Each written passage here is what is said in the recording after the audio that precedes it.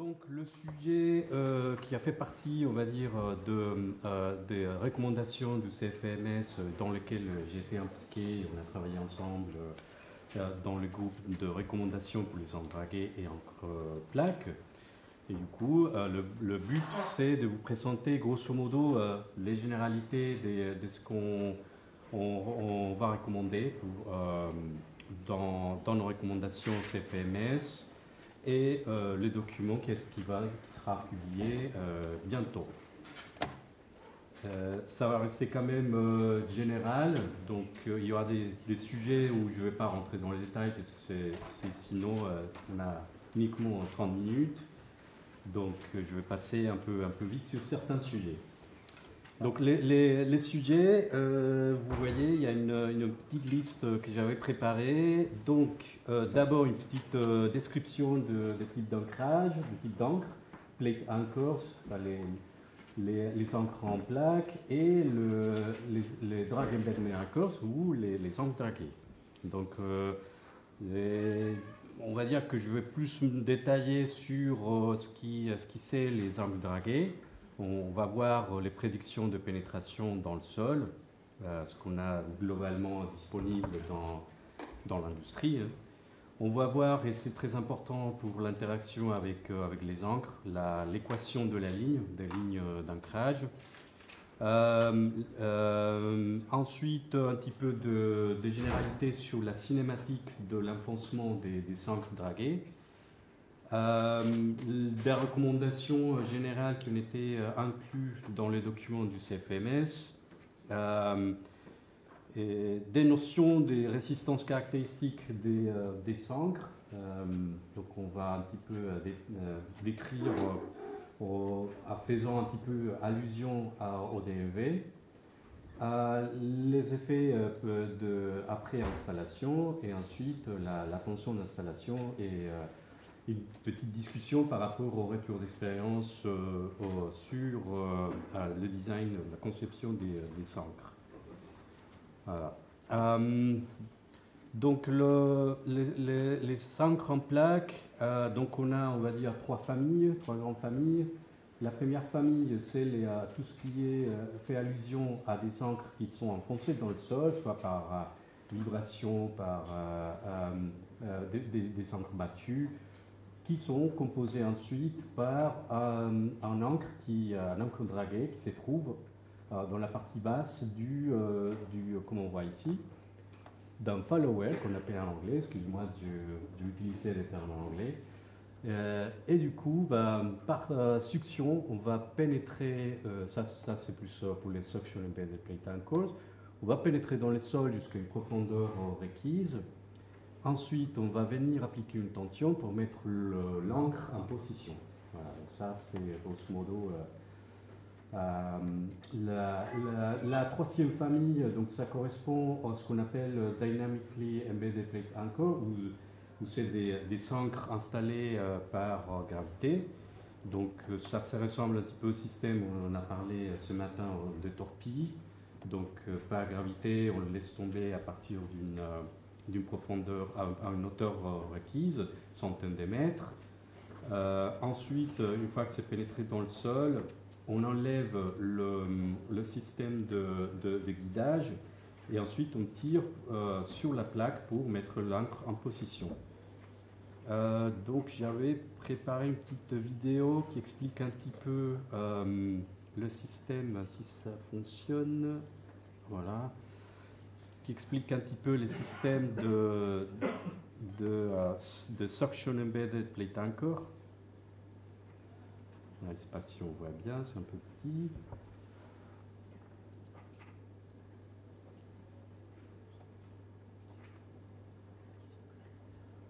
En gros, on a les pieux qui vont installer par succion, comme on fait d'habitude dans l'industrie. Et puis on a l'encre qui se trouve en bas de la pile. Donc il est déployé avec un winch.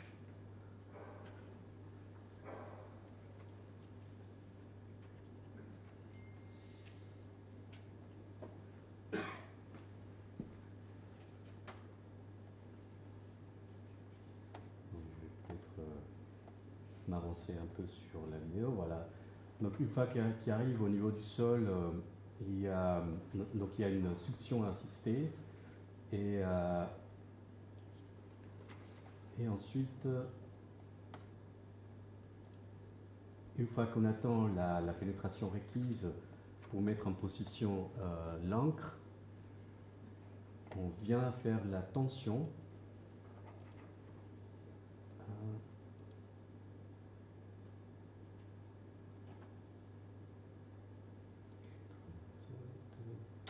Voilà, qu'on met en position. On enlève bien entendu la pile d'aide à l'installation et ensuite on met en position l'encre. Bon, ça c'est pour les Suction Embedded Plate Anchor. Bon, j'arrête là parce que la vidéo est un peu longue.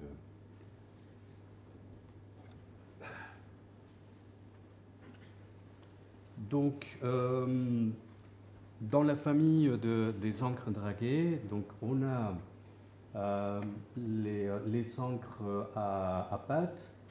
Donc, dans les encres, les fluke anchors en anglais, on a les High Holding Power Anchors, HHP, les sigles en anglais. Et ces encres, ils ont été modifiés, ils ont été adaptés pour donner un peu plus de résistance. Ils ont été optimisés par rapport à la verge. Donc il y a une optimisation de taille qui permet d'aller un peu plus en profondeur. Il y a aussi des stabilisateurs qui ont été rajoutés, comme on peut voir ici. On peut voir ici. Donc ici on a un exemple typique d'un des fabricants très connus dans l'industrie. Et donc celui-là, c'est un type Step Shark qui permet d'avoir des résistances qui sont relativement plus grandes par rapport à un encre, aux anciennes encres. La taille dans l'éolien flottant, donc on part plutôt des tailles qui sont relativement importantes, qui ont tendance à croître. Donc on peut aller au niveau de la pâte ou le fluke, on peut aller jusqu'à 6 par 9 et avec des poids qui tendent des fois 50 tonnes. Soit disant que souvent les recommandations des fabricants, c'est de les ballaster au niveau de la pâte de l'encre. Ils ont une résistance limitée en tension verticale du fait qu'ils supportent très mal les rotations. Donc pour ce type d'encre, on part plutôt pour les solutions en semi-tôte, semi-caténaire ou caténaire. Donc il y a un système de padaille, donc c'est là où on vient attacher la ligne d'amarrage. On a une deuxième famille un petit peu similaire mais qui diverge par rapport à ces applications. Donc c'est les Vertical Loaded Anchor par ces sigles anglais. Donc la particularité, c'est que c'est des encres qui nécessitent d'une pénétration relativement importante, qui se mettent en position une fois qu'on a installé, se mettent en position grâce à une goupille ou un shear pin qui casse une fois qu'on attend la tension requise. Donc typiquement, on va dire que la surface maximale qu'on a vue parmi les fabricants, c'est 30 mètres carrés de surface au niveau de la pâte, au niveau du fluke. J'ai une petite vidéo aussi qui explique un petit peu comment ça marche. Bon, ça c'est un système d'un fabricant connu, il y en a d'autres, mais c'est on va dire le plus couramment utilisé, même pour d'autres applications dans l'industrie offshore.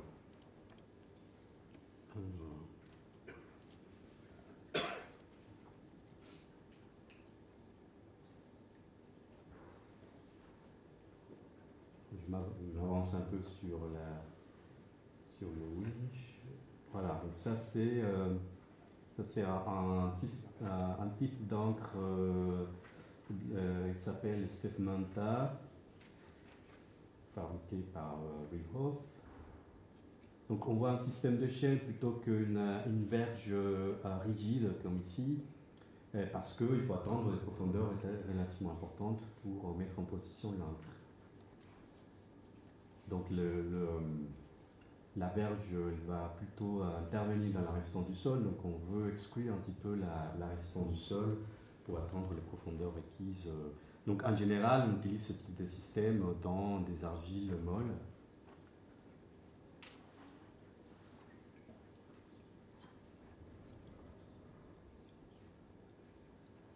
Voilà, c'est un système relativement simple. Les encres, ils s'enfoncent de façon proportionnelle à la tension, grosso modo. Donc plus on tire, plus il s'enfonce, plus il avance. Donc, et celui-là, encore une fois, la particularité, c'est une goupille ici qui casse. Donc ce qui va se passer, c'est qu'il va se mettre, ça on va le voir sous la vidéo, il va se mettre, la direction de la tension va être complètement perpendiculaire à la patte de l'encre, ce qui va lui permettre de résister aux tensions verticales.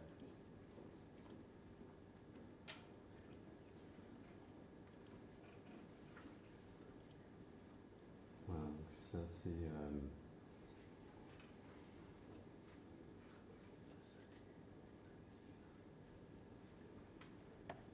ça c'est pour l'enlever. Ok.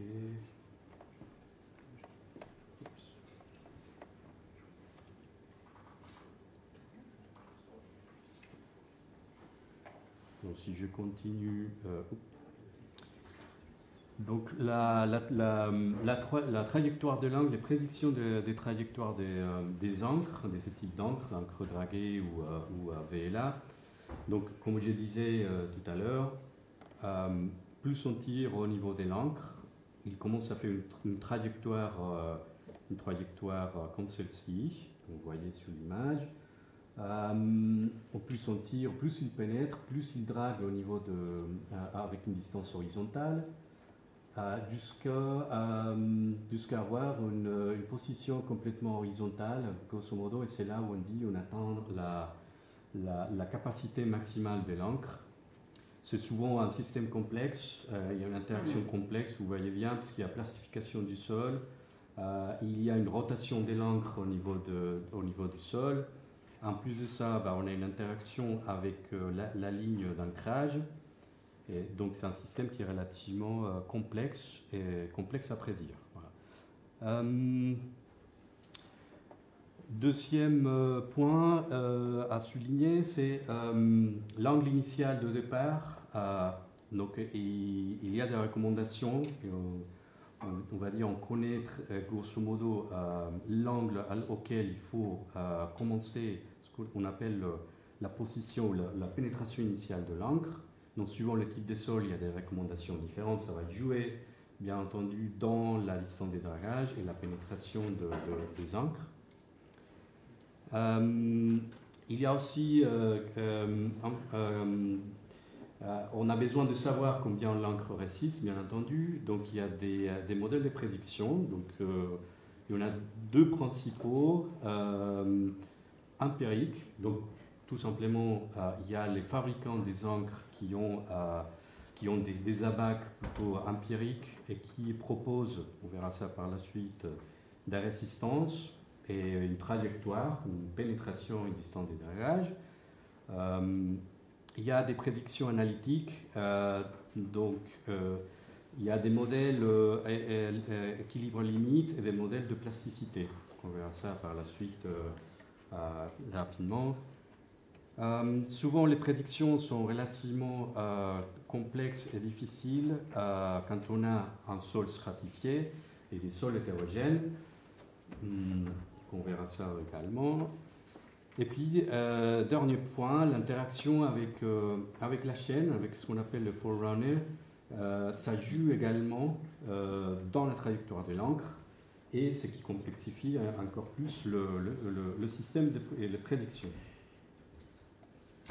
Donc on a parlé des effets initiaux de l'angle, de que l'encre commence à pénétrer dans le sol, et donc c'est l'angle entre la pâte et la verge.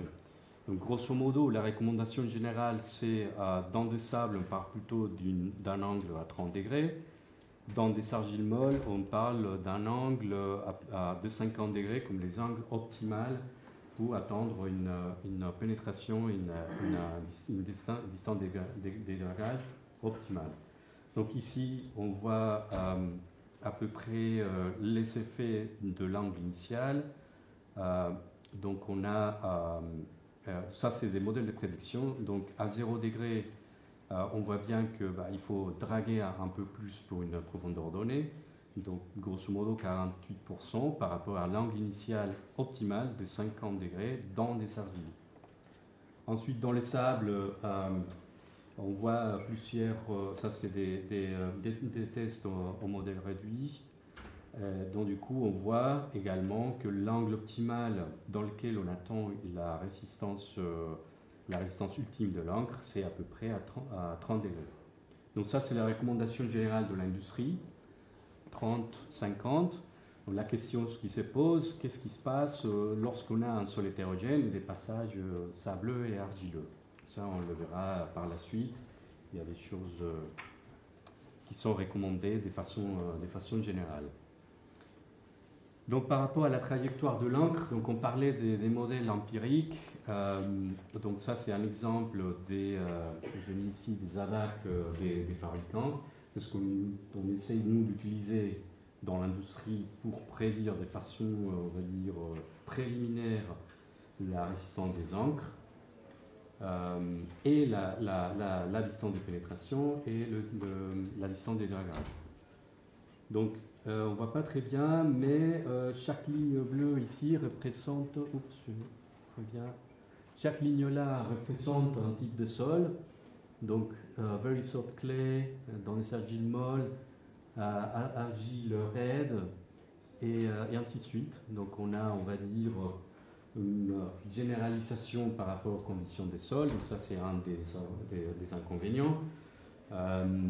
On ne parle pas de caractéristiques, des propriétés du site spécifique, donc c'est vraiment des recommandations générales. Ensuite, on retrouve dans les codes, que ce soit l'ISO, l'API et autres, on trouve des recommandations par rapport à la pénétration maximale en fonction du type des sols et en fonction de la largeur de la pâte. Donc encore une fois, c'est des abacs qui sont générales et qui ne prennent pas en compte les conditions caractéristiques du sol et du site. Ensuite, on a toujours des modèles empiriques donnés par les fabricants des encres. Donc là, il y a deux exemples, un pour la VLA, les Vertical Loaded Anchor, et un autre pour un encre dragué qui correspond au MK5, qui est relativement largement utilisé. Donc on voit bien qu'ici, en fonction du type de sol, qu'on voit encore une fois la généralisation, on a sable, argile molle et argile raide. Et en fonction de ça, le poids de l'encre, on vient lire sous les abacs pour avoir une notion de résistance ultime de l'encre suivant les types de sols dans lesquels on se trouve. Concernant la VLA, donc en fonction de la surface de la pâte, donc on vient lire la surface. Il y a trois caractérisations suivant les types de diamètre de la ligne d'amarrage.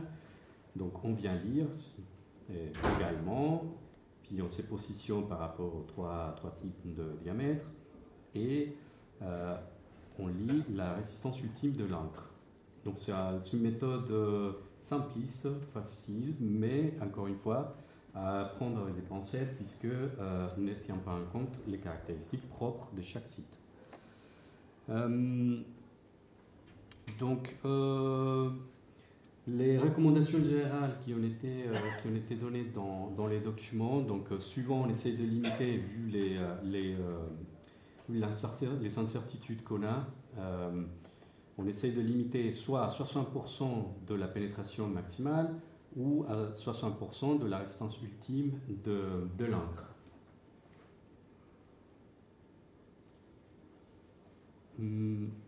Ensuite, on a les modèles de prédiction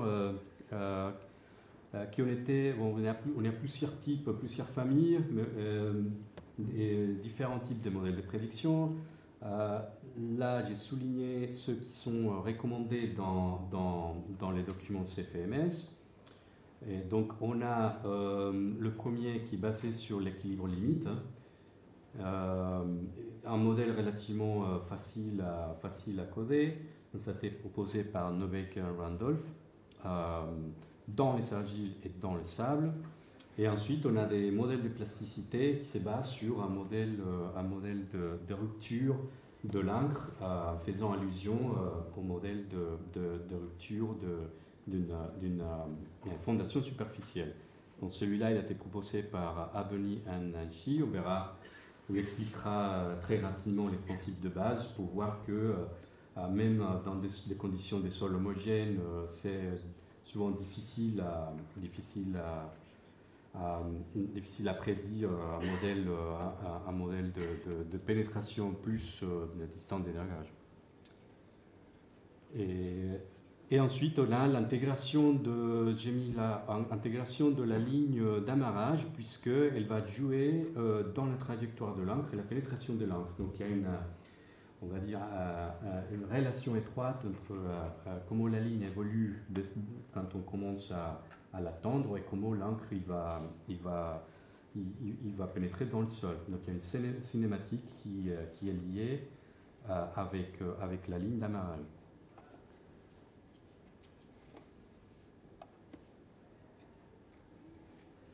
Donc je commence par le dernier, c'est la ligne d'amarrage. Comment on détermine la caténaire qu'on appelle la caténaire inversée dans le sol, et comment on tient compte ça dans la résistance du sol, dans la résistance de l'encre. Donc on a deux sections. Si on parle par exemple pendant l'installation, donc on a deux sections principales qui concernent la ligne d'amarrage. Donc on a une partie qui touche le sol avec une distance L. Ensuite, à partir d'un point qu'on appelle deep down point, on a une caténaire inversée dans le sol qui, elle évolue suivant la tension qu'on applique, suivant les conditions des sols et suivant la pénétration de l'encre pendant l'installation. Donc, pour déterminer les résistances au niveau du sol de la partie qui touche l'acide, ce qu'on appelle les lying lines, donc il y a des recommandations qui sont relativement simples, qui sont données dans le DMV, RPE301. Donc c'est une formule relativement simple. Donc on a un coefficient de frottement, on a les poids de la ligne, le poids submergé, puis la longueur qui vient toucher le sol. Ensuite, on a le comportement de la caténaire inversée, ce qui se trouve dans le sol, comment elle va évoluer suivant le type de tension qu'on applique et suivant la pénétration de l'encre. Donc, il y a des modèles qui sont des modèles il y a une interaction en boucle. Donc, ce qu'on connaît pour l'équation de la chaîne, pour l'équation de la ligne, c'est la pénétration, souvent. Donc, on a une pénétration quelconque. Ensuite, on ne connaît pas l'angle de sortie ici avec la padaille de l'encre. Donc, ça, c'est une inconnue. Et ce qu'on connaît aussi, c'est ici, par exemple, elle touche le sol, donc on connaît la tension initiale au niveau de la cibette et l'angle initial au niveau de la cibette. Donc, en fonction de ce qui est connu et ce qui n'est pas connu, on fait des itérations pour arriver à déterminer la courbe la courbe d'interaction avec le sol. Donc il y a des recommandations qui sont similaires dans le sable. Je passe un peu vite. Et ensuite, juste pour vous expliquer grosso modo la cinématique de l'encre dans des conditions homogènes et des argiles molles, c'est relativement des équations qui sont relativement complexes. C'est un modèle de plasticité. Donc là, on a la cinématique de l'encre, ça c'est l'équation de base. On a une équation ensuite de plastification du sol, donc similaire à ce qu'on retrouve pour les fondations superficielles. On a des coefficients qu'on retrouve, des portances globales qui sont souvent calibrées avec. Donc ça c'est une des choses qu'il faut retenir. Souvent, il y a ces coefficients des portances. Il faut les calibrer avec des essais, avec la réalité. Souvent, on n'en a pas ça, donc ça, il faut garder à l'esprit quand on fait un modèle de prédiction. Et ensuite, on a la procédure et on a l'intégration de l'équation de la chaîne avec la trajectoire de l'encre et ce qu'on appelle les key equation, l'équation clé, pour arriver à déterminer la trajectoire de l'encre. Donc tout ça, ça a été, on va dire ici un exemple de ce qui a été fait sur un projet réel. Donc on essayait de prédire les trajectoires de l'encre. Donc alors, on va dire, dans des argiles molles, c'est un élément très puissant, puisqu'on permet de faire des prédictions de la distance des dragages. On peut lire à peu près avec une tension X où on va trouver quelle va être la distance des dragages et la pénétration de l'encre. Et ainsi de suite aussi, on détermine la capacité maximale de l'encre. C'est un seuil où l'encre se met en position 0 par rapport à la civette et par rapport à la pâte qui se trouve en bas. Voilà. Donc on dit que c'est 0 rotation et pourtant on attend la capacité maximale de l'encre. Donc encore une fois, ce qui limite un petit peu ces modèles, c'est la complexité des équations. Ensuite, c'est applicable à des sols relativement homogènes. On a un facteur de portance qui doit être calibré avec des essais sur site et qui dépend des poussières variables, qui dépendent de la verge, qui dépendent des dimensions de l'épaisseur de la pâte. Donc c'est très puissant, mais il y a toujours des incertitudes également. Concernant les modèles dans les sables, donc il y a des modèles de prédiction qui ont été proposés par Neuberger et Randolph. Je ne vais pas les détailler, mais c'est donné dans la recommandation du document CFMS. Ce qu'on recommande en général, c'est il faut avoir une pénétration minimale une fois la largeur de la verge dans des sables qui sont relativement lâches et 2 fois la largeur de la verge lorsqu'on s'agit